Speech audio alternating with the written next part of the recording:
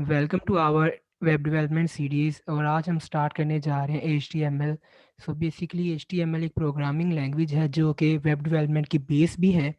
तो सबसे पहले हम पढ़ लेते हैं कि वेब डेवलपमेंट में हम कौन-कौन सी प्रोग्रामिंग लैंग्वेज पढ़ेंगे और कैसे-कैसे एप्लीकेबल करेंगे। तो सबसे पहले जो हम प्रोग्रामिंग लैंग्वेज पढ़ेंगे वो HTML होगी और HTML का फुल फॉर्म है हाइपर टेक्स्ट मार्कअप लैंग्वेज। सो हम नेक्स्ट पढ़ लेते हैं कि HTML हम पढ़ेंगे क्यों? तो सबसे पहले कि अगर हमने एचटीएमएल नहीं आती तो हम वेबसाइट्स अपने वेब पर ये पेज नहीं क्रिएट कर सकते। क्योंकि मैंने जैसे कि पहले बता दिया है एचटीएमएल किसी भी वेबसाइट का वेब पेज का बेसिक प्रोग्रामिंग लैंग्वेज है।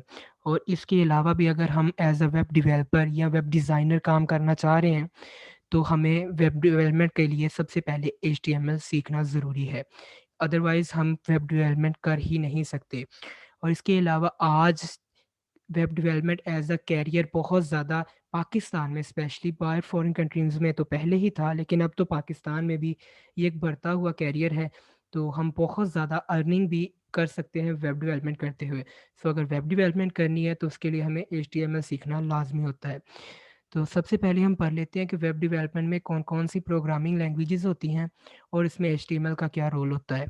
अगर हमने कोई वेबसाइट क्रिएट करनी है तो उसके लिए हमें 3 प्रोग्रामिंग लैंग्वेजेज़ का आना बहुत ज़रूरी है।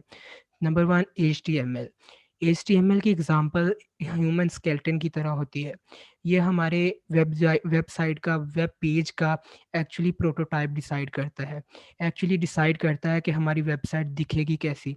फॉर एग्ज़ाम्पल जिस तरह ह्यूमन में स्केलेटन है, स्केलेटन डिसाइड कर रहा होता है कि इसके नोज़ की शेप कैसी होगी, इसके आर्म्स कितने होंगे, 2 आर्म्स होंगे, फॉर एग्ज़ाम्पल इसके 5 फिंगर्स होंगी। इसी तरह हमारी एचटीएमएल डिसाइड करती है कि हमारे वेब पेज पे कितने बटन्स होंगे, कहाँ-कहाँ बटन होगा, ये सब कुछ डिसाइड करता है हमारा एचटीएमएल।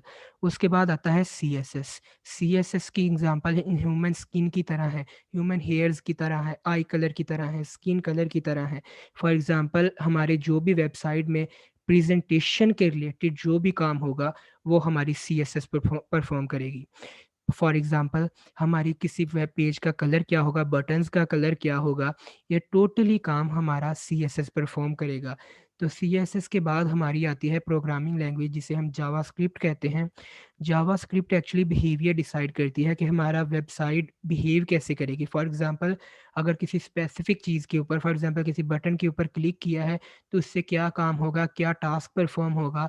फॉर एग्ज़ाम्पल जिस तरह हम अपना हाथ किसी ह्यूमन कोई भी इंसान अपना हाथ किसी कैंडल के ऊपर या किसी जलती हुई आग के ऊपर करे, तो फ़ौरन से पीछे जाता है। क्यों जाता है? कि हमारा ब्रेन उसे ऑर्डर देता है कि इससे आपका नुकसान होगा, पीछे करें हाथ। इसी तरह हम जावास्क्रिप्ट यूज़ करते हुए अपने वेब पेज को एक ब्रेन की तरह कह लें कि हैंडल करते हैं, कि अगर ऐसा काम हमारे वेब पेज पे हो रहा है, तो इससे हमने क्या रिएक्शन होना चाहिए हमारे वेब पेज का, ये हम डिसाइड करते हैं जावास्क्रिप्ट से।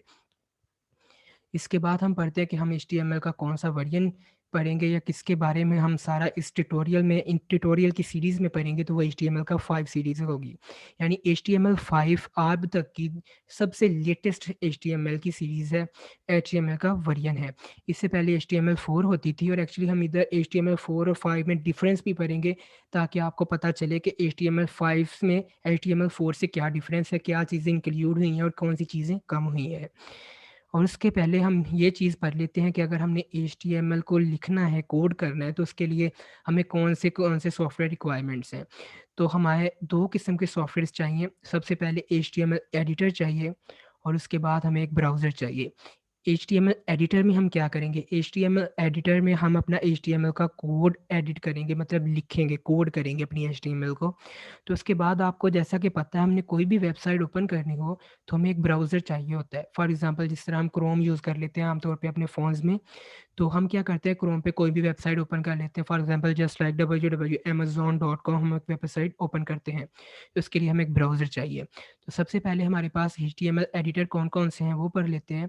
सबसे पहले जो हमें बाय डिफ़ॉल्ट माइक्रोसॉफ्ट विंडोज़ में मिलता है, वो होता है नोटपैड। नोटपैड के लिए हमें पे नहीं करना पड़ता। ये हमें बाय डिफ़ॉल्ट पहले से इंस्टॉल मिल जाता है। उसके बाद हमारे पास होता है नोटपैड प्लस प्लस। अब नोटपैड प्लस प्लस ये कौन-सा है? ये भी माइक्रोसॉफ्ट विंडोज़ का एक सॉफ्टवेयर है, एक्चुअली एडिटर है। तो इसमें हमें एक्चुअली इसमें डिफरेंस क्या है नोटपैड और नोटपैड प्लस प्लस में? नोटपैड प्लस प्लस है, इसमें हमें कलर्स मिल जाते हैं, हमें कोडिंग करना ईज़ी हो जाता है। और जो फॉर एग्ज़ाम्पल हमने लिखी हुई हमारी कोड की हुई टैग्स होते हैं, उन्हें डिफरेंट कलर्स मिलते हैं, तो उससे हमें कोडिंग में ईज़ी हो जाता है। बाकी नोटपैड प्लस प्लस और नोटपैड एक्चुअली सेम ही है।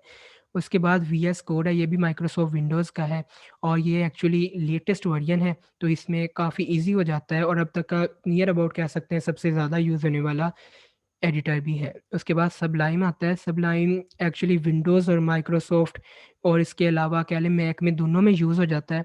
तो स सबलाइम भी अब तक का एक वेल रिपोर्टेड हम कह सकते हैं एडिटर है। तो ये तो एडिटर थे। अब इसके बाद हमारे पास ब्राउज़र कौन-कौन से अवेलेबल हैं।